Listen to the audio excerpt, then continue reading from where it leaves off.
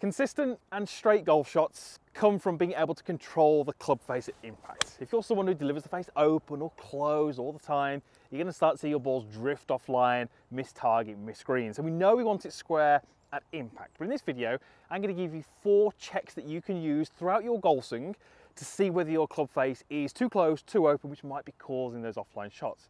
Now, you might need to video your golf swing, you might need to slow it down so you can see these positions, but use these videos as a reference for when you're looking at your golf swing. The first place we need to check the club face, address. Really, really important, okay? We've got to get that club face aligned to your intended target.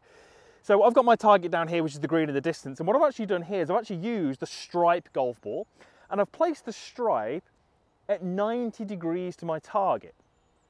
And what that does, that visual helps me sort of line my club up. So I can see now that the grooves on my golf club or the leading edge are perfectly parallel to that stripe in the golf ball. This would be too open, this would be too close. So just take a little bit of time over that.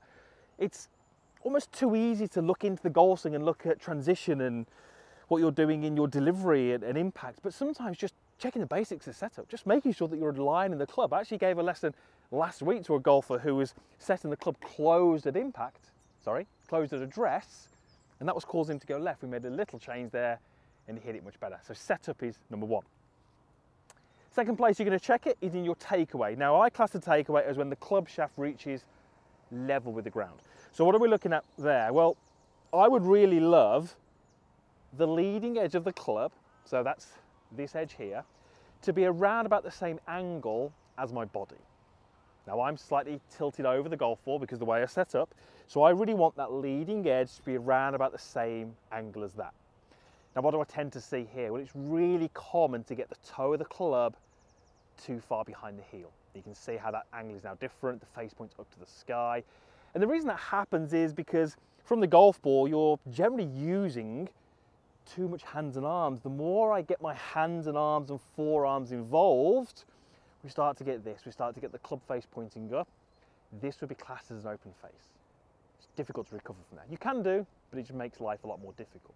So let's go ahead and feel like we just cradle the golf club and we're using our body rotation. And if we use our body rotation, the hands and arms are pretty passive, not really doing much at all, they should find this really nice position here where we've got that checkpoint. Then brings us on to our next position, which is right at the top. Now this is the one where you may need to video your golf swing because if you're anything like me, hard to see behind there.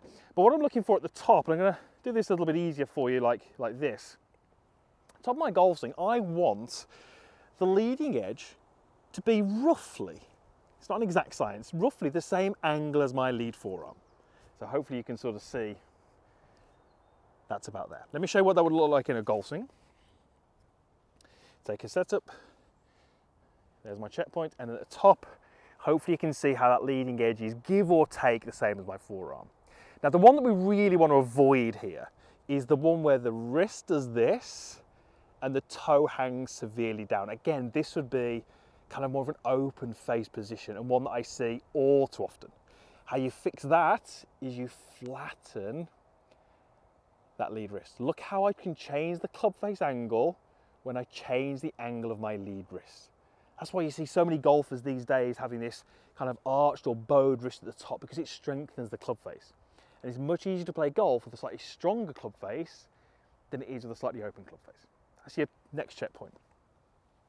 And then the final one is delivery, which is basically the same as takeaway. It's when the club shaft gets level with the ground on the way down. And what we're looking for here are actually pretty similar to what we saw in the takeaway. Grooves slightly turned down towards the ground.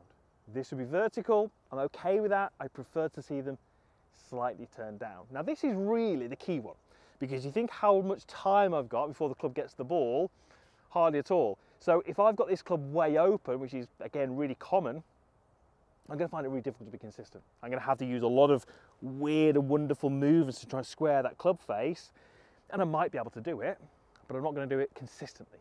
And it's probably not going to work under pressure. So all you're going to do is you're going to go 4 checkpoints. Make sure it's correct at setup. Make sure it's correct in the takeaway. Correct at the top. Correct at delivery. And then I can go through. And if I can, double check those in my golf swing and have a look at it on camera, if I'm struggling with offline shots, if you're struggling with offline shots, you might be able to find the answer.